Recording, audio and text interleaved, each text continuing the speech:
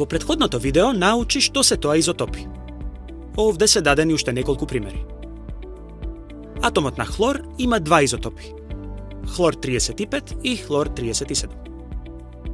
Потсети се, изотопи се елементи кои имаат ист број на протони, но различен број на неутрони.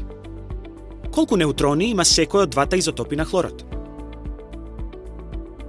Запомни, масен број е еднакво на број на протони плюс број на неутрони.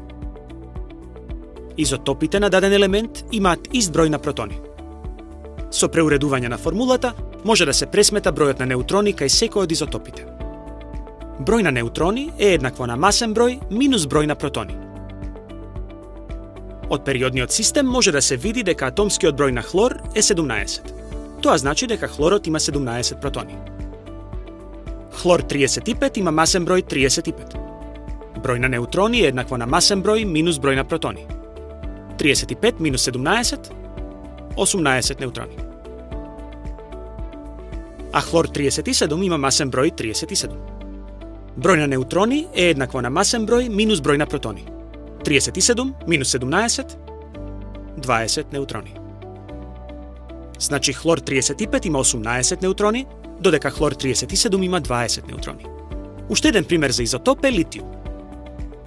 Литиумот има два стабилни изотопи.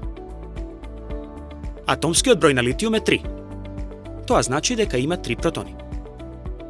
Изотопите на литиум имаат 3 неутрони и 4 неутрони соодветно. Како може да се пресмета масениот број на секој од изотопите? Потсети се, масен број е еднакво на број на протони плюс број на неутрони. За едниот изотоп, масениот број ќе биде 3 плюс 3 еднакво на 6. Тоа е литиум 6. За другиот изотоп, масениот број ќе биде 3 плюс 4 7. Тоа е литиум 7. Доколку ти се допадна видеово, сподели го со другарчињата. За повеќе интересни содржини посети ја нашата веб страница naukazadeca.mk.